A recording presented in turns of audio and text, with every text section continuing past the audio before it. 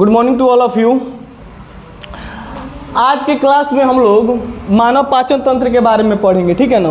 देखिए ये बहुत ही कॉम्प्लिकेटेड चैप्टर होता है और इसको आप लोग ध्यान से समझिएगा, ठीक है ना। और कॉपी और कलम लेके आप लोग बैठिएगा तब लिखिएगा इसको। तो चलिए इसके बारे में हम लोग पढ़ें। सबसे पहले देखिए जो मनुष्य में पाचन होता है ना, यह एक भौतिक और रासायनिक प्रक्रिया है। तो क्वेश्चन आता है मनुष्य में जो भोजन का पाचन होता है वो एक कैसी प्रक्रिया है, तो भौतिक और रासायनिक प्रक्रिया दोनों है। सबसे पहले पाचन कहते किसे हैं? पाचन का मतलब होता है कि देखिए हम जो भी भोजन खाते हैं, रोटी खाएं, दाल खाएं, चावल खाएं, कुछ भी खाएं, सबसे पहले हमारे दांतों द्वारा वो छोटे छोटे टुकड़ों में तोड़ा जाता है, ठीक है। लेकिन दांत उसको टुकड़े में तोड़ता है, लेकिन वो हमारी कोशिकाओं के लिए उतना छोटा नहीं होता है। वह हमारे शरीर के अंदर जाता है और हमारे शरीर के अंदर ग्रंथियों द्वारा, हमारे शरीर के अंदर के अंगों द्वारा वह पूर्ण रूप से क्या किया जाता है, उसको छोटे छोटे टुकड़ों में तोड़ा जाता है। तब जाके उसको सेल एक्सेप्ट करता है। मतलब सेल तो बहुत छोटा होता है ना। अब रोटी का इतना छोटा टुकड़ा लीजिएगा, अब सेल होता है जो आप माइक्रोस्कोप से देखते हैं। तो बताइए रोटी के छोटे से टुकड़े को वह सेल ले लेगा? कभी नहीं लेगा। तो इसलिए भोजन का वह जटिल रूप होता है, समझ में आ रहा है ना।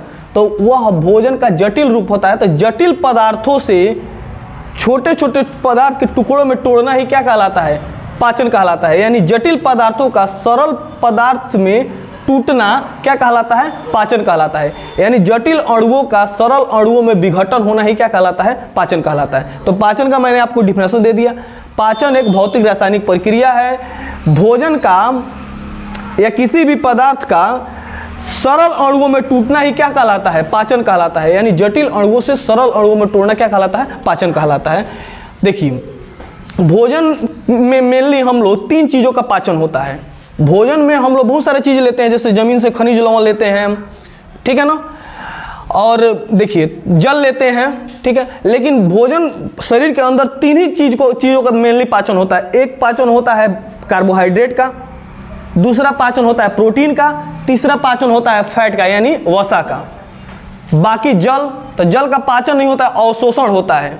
जो भी जल हम लोग लेते हैं, जल शरीर उसको क्या करता है? सोख लेता है। वो पाचन नहीं होता, उसका अवशोषण होता है। समझ में आ रहा है ना।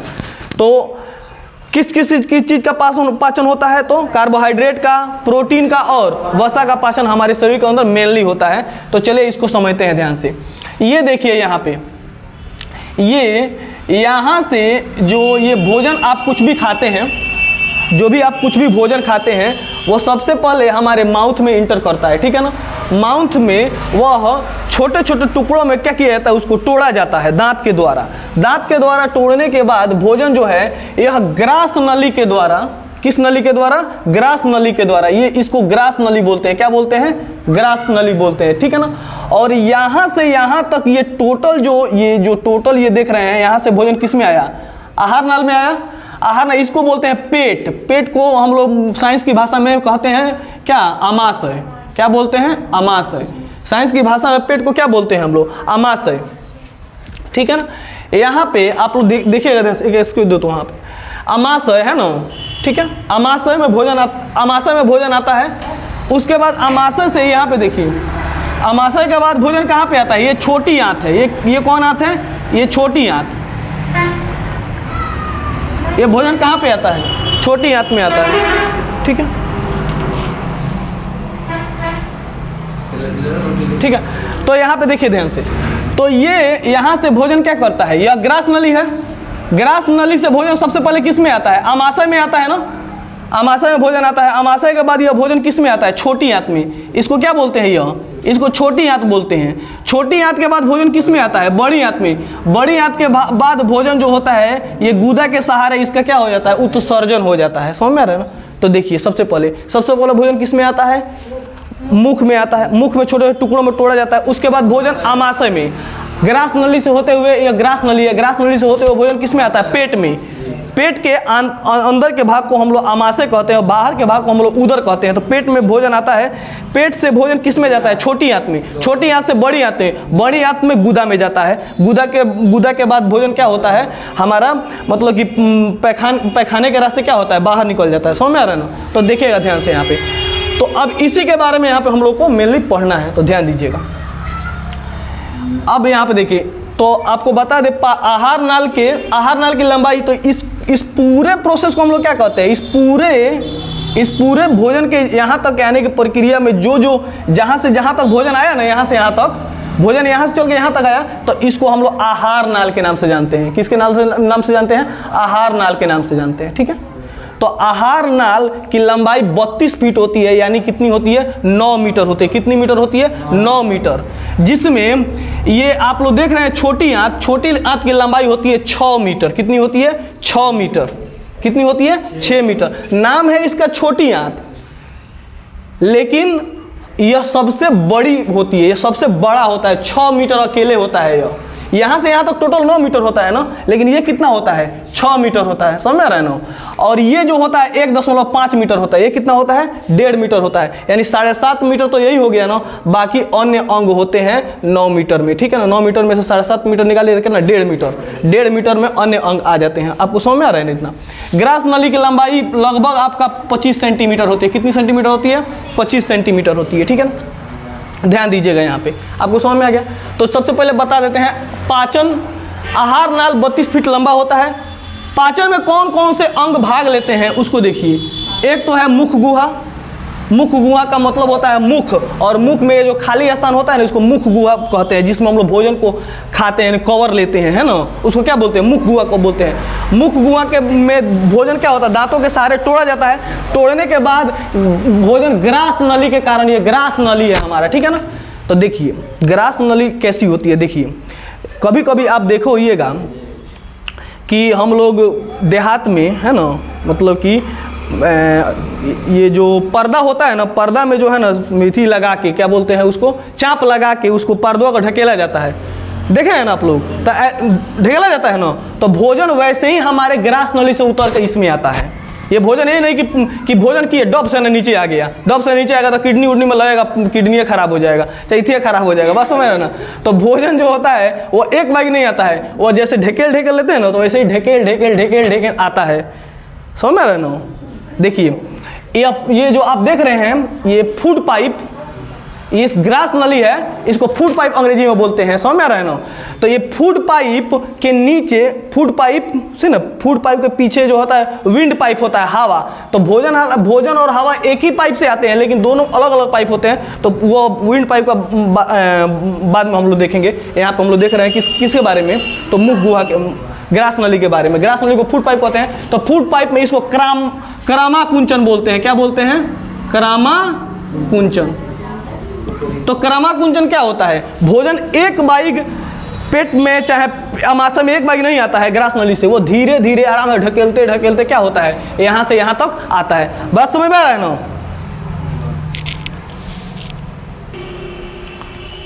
तो क्रामा कुंचन आप लोग समझ गए, क्रामा कुंचन किसे कहते हैं, समझ में आ रहा है ना। यानी भोजन का धीरे धीरे आराम से ढकेल के अमाशय तक आना क्या कहलाता है? क्रामा कुंचन कहलाता है। और क्रामा कुंचन सिर्फ ग्रास नली में नहीं होता है, क्रामा कुंचन ग्रास नली में नहीं होता, बल्कि ये सारे अंगों में क्रामा कुंचन होता है। धीरे धीरे ढकेल के भोजन आता है। यहाँ पर भी क्रामा कुंचन ही होता है, समझ में आ रहा है ना।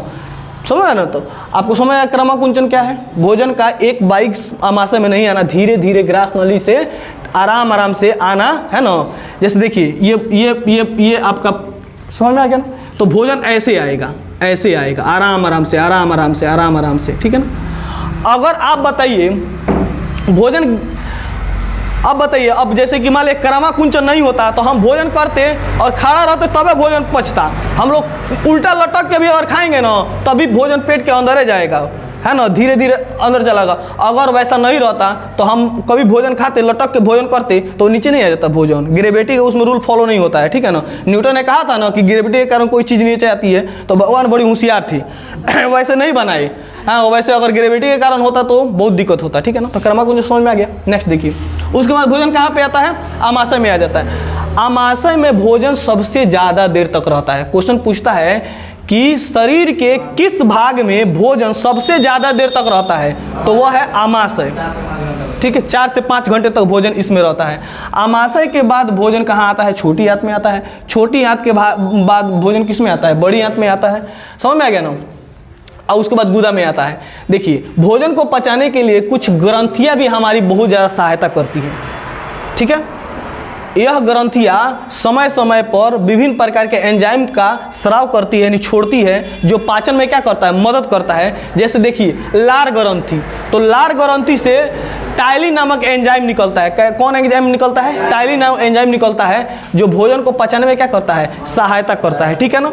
देखिए, उसके यहाँ पे देखिए, मैं बता रहा हूँ मुख में पाचन कैसे होता है। देखिएगा, मुख में पाचन, मुख में 3 जोड़ी लार ग्रंथि पाई जाती है। कितनी जोड़ी लार ग्रंथि पाई जाती है? 3 जोड़ी लार ग्रंथि, यानी 6 गो लार ग्रंथि पाई जाती है। ठीक है ना? और इन लार ग्रंथि, इसमें लाइसोजाइम निकलता है। मुंह में क्या निकलता है? लाइसोजाइम निकलता है। देखिए, अगर लाइसोजाइम नहीं निकलता तो भोजन में जो भी हम कुछ भी खाते हैं ना, तो भोजन में बहुत सारे जीवाणु हम खा लेते हैं, कीटाणु खा लेते हैं। तो लाइसोजाइम क्या करता है? उस कीटाणुओं को क्या करता है? कीटाणुओं को मारता है। कीटाणुओं को क्या करता है? मारता है। समझ में आ रहा है ना? कीटाणुओं को मारने का काम कौन करता है? लाइसोजाइम करता है। जैसे कि देखिए, छोटा बच्चा चाहे कोई भी चीज़ में बहुत ज़्यादा लार निकलता है। समझ में आ रहा है ना? और हमारे शरीर में, हमारे मुंह में डेली दिन 1.5 लीटर लार बनता है। 1 से 1.5 लीटर लार बनता है डेली दिन। अगर उसको बोतल में रखेगा ना तो 1.5 लीटर होगा। समझ में आ रहा है ना आप लोग को? और छोटा बच्चा में बहुत ज़्यादा लार बनता है। छोटा बच्चा में बहुत ज़्यादा लार बनता है। छोटा बच्चा में इसलिए ज़्यादा लार बनता है ना, क्योंकि भगवान जानते हैं कि छोटा बच्चा बहुत कुछ उठा खा लेता है। जाएगा ना, धरती पर रहेगा, फटाक से ना कोनो कागज़ उठा के, माटिए उठा खा लेगा। तो लार क्या करता है? बहुत ज़्यादा मात्रा में क्या करता है? लार बहुत ज़्यादा मात्रा में क्या है? वो कीटाणु को क्या करने का? मारने का काम करता है, जिससे शरीर को कोई इफेक्ट नहीं होता है। समझ में आ रहा है ना? तो ये कीटाणु को मारने का काम करता है। तो लार में 2 गो एंजाइम निकलते हैं। एक निकलता है टाइलिन और एक होता है डाइएस्टेज। ठीक है ना? ये दोनों स्टार्च का पाचन करते हैं। अब कहिएगा स्टार्च क्या है? देखिए, जितने भी पेड़ पौधे होते हैं ना, पेड़ पौधे, तो वह हमें स्टार्च देते हैं। और जितना कैप्सूल होता है ना, कैप्सूल का ऊपर का आवरण देखा है लोग? कौन? कैप्सूल, गोली नहीं, कैप्सूल के ऊपर प्लास्टिक जैसा रहता है, वह स्टार्च का बना हुआ रहता है। याद रखिएगा लोग। ठीक है ना? कैप्सूल के ऊपर का जो पार्ट बना वो किसका होता है? स्टार्च का। वो मुंह में रखते ही क्या होता है? गल जाता है। वो प्लास्टिक का नहीं होता है। ठीक है ना? इसको मंड बोलते हैं। यानी मंड किस में पाया जाता है? चोकर में। चोकर, जैसे कि हम लोग चलनी से आटा चालते हैं ना, तो जो चोकर होता है ना, चोकर बहुत हमारे लिए फायदेमंद होता है। समझ रहे ना? चोकर हमारे शरीर के आंतरिक, आमाशय के आंतरिक भाग को क्या करता है? साफ करने का जो है काम करता है। अगर चोकर हम लोग नहीं लेंगे ना, मंड अगर नहीं लेंगे, तो वह भोजन जो है उतना अच्छा से नहीं पचेगा। समझ में आ रहा है ना? तो यहाँ पे स्टार्च का पाचन करता है, मंड का पाचन करता है। और म्यूकस, एक और चिपचिपा पदार्थ निकलता है, म्यूकस, जो भोजन को चिपचिपा बनाता है। जैसे कुछ भी हम खा लेते हैं तो खाने के बाद भोजन क्या होता है? म्यूकस के द्वारा चिपचिपा बन जाता है। वह ना जाएगा, इसमें से निकलेगा, निकलबे नहीं करेगा, वहीं पर रुक जा करते रह जाएंगे हम। समझ में आ रहा है ना? तो चलिए यहाँ पर समझिए। उसके बाद देखिए, अब भोजन देखिए, यहाँ पे मैं समझा रहा हूँ आप लोग को। अब यहाँ से भोजन आमाशय में आ गया। देखिएगा, समझिएगा, भोजन कहाँ पे आ गया? आमाशय में।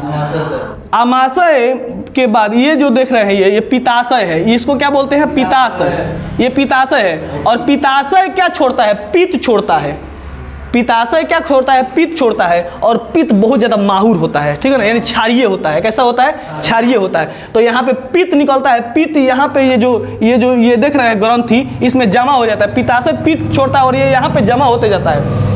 अब कहिएगा सर जमा क्या होता है? डायरेक्टे क्या निकल जाता है? देखिए, अगर डायरेक्टे निकल जाएगा ना तो नहीं, जो डायरेक्टे अगर निकल जाएगा ना, तो जानते हैं कि हमारा शरीर में उतना हर जगह माहुर हो जाएगा। जैसे कि वह एक जगह इकट्ठा रहता है, जब जरूरत होता है तबे उस छोड़ता है, नहीं जरूरत रहता है नहीं छोड़ता है। जैसे कि मुर्गा का मीट खरीदने चाहिए, चाहे मछली खरीदने जाइए, तो पित्त का थैली अलग रहता है, उसको निकाल दिया जाता है। जब जरूरत पड़ता है तो उसको छोड़ता है वो। समझ रहे ना? अगर नहीं जरूरत पड़ता तो अपने पास संचित रखले रहता है, कहता है जरूरत नहीं है तो नहीं देंगे। ठीक है? अगर बिना काम का वो निकालता रहता तो क्या होता? अब मान लीजिए मुर्गा का मीट खा रहे हैं चाहे कुछ, अब बिना काम का पूरा निकल गया तो मीट अच्छा लगेगा? नहीं लगेगा। इसीलिए मछली खाया जाता है, चाहे इसी बनवाया जाता है, तो क्या किया जाता है? पित्त की थैली को अलग निकाल दिया जाता है, जिसके कारण पूरा पित्त का माहुर का जो है अलग निकाल दिया जाता है।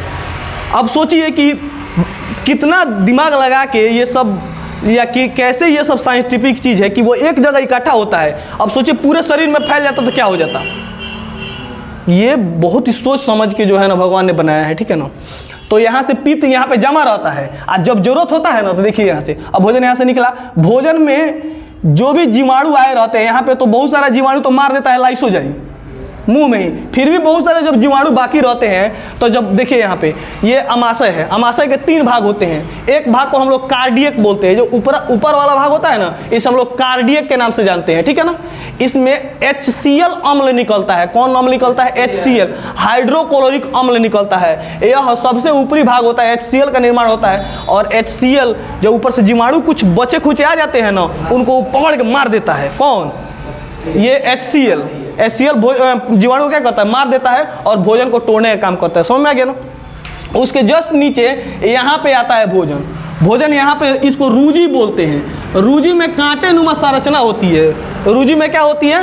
कांटे नुमा संरचना होती है। यहाँ पे भोजन सबसे ज़्यादा देर तक रहता है।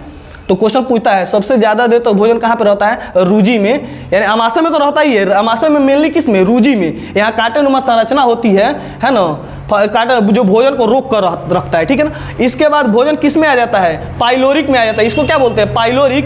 यहाँ से गैस्ट्रिक जूस निकलता है। देखिए ये टोटल अमाशय का दीवार है ना, यहाँ पे ये दीवार देख रहे हैं आप लोग ने, ये अमाशय का दीवार दिखाई दे रहा है आप लोग को, ठीक है। यहाँ पे गैस्ट्रिक जठर ग्रंथियाँ होती है। ये अंगुली की जैसी क्या होती है? जठर ग्रंथियाँ होती है। और ये जठर ग्रंथियाँ जठर रस निकालती हैं, ठीक है। अमाशय की दीवार पर जठर ग्रंथियाँ होती है और ये जठर ग्रंथियाँ क्या निकालती है? जठर रस निकालती है। और ये जठर रस क्या करते हैं? तो पाचन का काम करते हैं रेनिन को और पेप्सिन को। रेनिन, देखिए रेनिन क्या होता है? रेनिन ज़्यादातर बच्चों में विकसित होता है। अगर हम लोग को 4 लीटर 5 लीटर दूध दे दिया जाएगा ना, तो हम लोग से नहीं पिया जाएगा। अब बच्चे 4 लीटर 5 लीटर दूध पचा जाते हैं, क्योंकि बचपन में जो है ना रेनिन ज़्यादा काम करता है। समझ में ना, बचपन में सबसे ज़्यादा डेवलपमेंट कौन रहता है? रेनिन रहता है। समझ ना। तो यह जठर ग्रंथियाँ रेनिन का पाचन करती है। और पेप्सिन प्रोटीन को पेंटोन में बदलने का काम करती है। बताइए पेप्सिन को पेंटिन में कौन बदलता है? गैस्ट्रिक जूस यानी जठर ग्रंथि है, ठीक है ना। और रेनिन जब सबसे ज़्यादा किस में होता है? बच्चों में। कॉमन क्वेश्चन है, रेनिन किस में विकसित होता है? बच्चों में विकसित होता है, ठीक है ना। और हम लोग पेप्सिन को पेंटोन में बदल रहे हैं। इसका काम समझ में आ गया आप लोगों को। नेक्स्ट देखिए यहाँ पे, इसके बाद जब भोजन आता है तो ये देखिए ये पित्ताशय से पित्त निकलता है। पित्त भोजन को क्षारीय बनाता है। अब देखिए ध्यान से, आप बताइए। अब एक क्वेश्चन पूछता है कि क्या कारण है कि जब हम यहाँ पे काफ़ी मात्रा में अम्ल बनता है ना, और अम्ल ज़्यादा क्षारीय होता है, ठीक है। अब जब भोजन के अंदर, यहाँ पे जब अंदर जाएगा भोजन, तो ये तो किडनी उडनी को खा जाएगा। अरे गोल्ड को गला देता, सोना को गला देता है, छोटा छोटा चीज़ को जरा देता है। आप लोग जाते हैं एसिड छिड़क देते हैं, एसिड, तो मुंह वो जल जाता है ना। तो समझिए किडनी उडनी को क्या करेगा? वो जला देगा। अम्ल निकलता है ना यहाँ पे ना, किडनी उडनी को क्या करेगा? जला देगा। लेकिन देखिए बहुत दिमाग लगा के ये सब काम हुआ है। अब यहाँ से क्या हुआ है? ये यहाँ से क्या हुआ है? अम्ल से मिल गया। अम्ल से मिल के भोजन आ रहा है। अम्ल से जैसे मिल के भोजन आएगा, ये पित्ताशय जो है ना, पित्त यहाँ पे रखा रहता है। अब जैसे ही भोजन कहता है कि इसमें अम्ल मिला है, ये क्षार निकाल देता है। अब अम्ल और क्षार एक दूसरे को क्या करते हैं? न्यूट्रल कर देते हैं। भोजन एकदम क्या कर, उदासीन कर देते हैं। भोजन एकदम हो जाएगा न्यूट्रल, वह आराम। और अग्नाशय, और उसके बाद अग्नाशय देखिए, अग्नाशय का क्या काम होता है? अग्नाशय भी पूर्ण पाचक एंजाइम छोड़ता है। समझिएगा, पूर्ण पाचक एंजाइम कौन छोड़ता है? ये छोड़ता है, अग्नाशय छोड़ता है आपका, ठीक है। अब बताइए, ये देखिए अमाशय से HCl निकला कि नहीं निकला? निकला। इसमें क्या था? HCl था, हाइड्रोक्लोरिक अम्ल था। अम्ल ये छोड़ा क्षार, भोजन क्या हो गया? हो गया न्यूट्रल। लेकिन भोजन पूर्ण रूप से पचा अमाशय में नहीं। भोजन पूर्ण रूप से अमाशय में नहीं पचता है। भोजन का कुछ ना कुछ भाग अभी बहुत सारा क्या होता है, वैसे ही अधपचा रह जाता है। तो अधपचा भोजन आता है छोटी आंत में। अब छोटी आंत में आता है तो इसको चाहिए कि हमको पूर्ण पाचन मिल जाता। तो अग्नाशय से कहता है कि अग्नाशय तुम कुछ रस छोड़ो कि हम अपना भोजन को क्या करें? पूर्ण रूप से पचा लें। तो अग्नाशय कहते हैं लो हम ढकेल रहे हैं तुमको। तो अग्नाशय पूर्ण पाचक क्या करता है? एंजाइम छोड़ता है। बस में तो देखो कौन कौन एंजाइम छोड़ता है। अग्नाशय एक प्रकार की ग्रंथि होती है, यह पूर्ण पाचक एंजाइम छोड़ती है। 3 गो एंजाइम मेनली छोड़ती है। लैट, याद रखिएगा 3 गो एंजाइम कौन छोड़ती है? लैट, एल से होता है लाइपेज। लाइपेज को होता है कि फैट है तुम्हारे पास, तो वो कहता है हाँ फैट को पचा दूँ, तो ये लाइपेज किसको पचाता है? फैट को पचाता है। उसके नीचे आता है ए से एमाइलेज। एमाइलेज स्टार्च जो बाकी था उसको पचा दिया। उसके नीचे है ट्रिप्सिन, ये पेप्टोन का पाचन कर दिया, पेप्टोन को पेप्टाइड में बदल दिया। समझ में आ रहा है ना? तो यहाँ पे लैट का पाचन होता है, अग्नाशय ये काम करता है। उसके बाद भोजन जो है छोटी आंत से पूरा तरीका, इसमें भी कुछ ग्रंथियाँ पाई जाती है कांटे नुमा। देखो यहाँ पे ये जो छोटी आंत होती है ना, छोटी आंत, इसमें अंगुलियों जैसी संरचना पाई जाती है। अंगुलियों जैसे क्या होती है? संरचना पाई जाती है, जिसे रसांकुर या दीर्घ रोम कहते हैं। ये छोटी आंत में अंगुलियों जैसी संरचना पाई जाती है, जिसे रसांकुर या क्या कहते हैं? दीर्घ रोम कहते हैं। ये दीर्घ रोम क्या करते हैं? ये कांटे, ये भी भोजन को क्या करते हैं? पचाते हैं। इनमें भी क्या होती है? इनमें भी छोटी छोटी ग्रंथियां होती है, जिसे हम लोग क्या कहते हैं? आंतरिक ग्रंथि कहते हैं। क्या कहते हैं? आंतरिक ग्रंथि कहते हैं। ये जो छोटी आंत है ना, इसमें भी कुछ ग्रंथियां पाई जाती हैं, उन्हें क्या कहते हैं? आंत्र ग्रंथि के नाम से जानते हैं। आंत्र ग्रंथि ये भी भोजन को पचाने का काम करती है। यहाँ से आने के बाद भोजन पूर्ण रूप से पच जाता है। पचने के बाद भोजन जो होता है वह बड़ी आंत में, बड़ी आंत के बाद गुदा के रास्ते से क्या होता है? बाहर निकल जाता है। ये आपका हुआ पूर्ण रूप से ह्यूमन बॉडी में डाइजेशन यानी पाचन। अब हम कल बताएंगे कुछ एंजाइम्स के नाम, और एंजाइम को किससे बदला जाता है ये बताएंगे, ठीक है ना? कोई दिक्कत? चलिए, इसको 2 बार 3 बार वीडियो को बढ़िया से देखिएगा, आपको एकदम पूर्ण रूप से याद हो जाएगा। और किसी को बताना होगा तो ऐसे ही बताइएगा।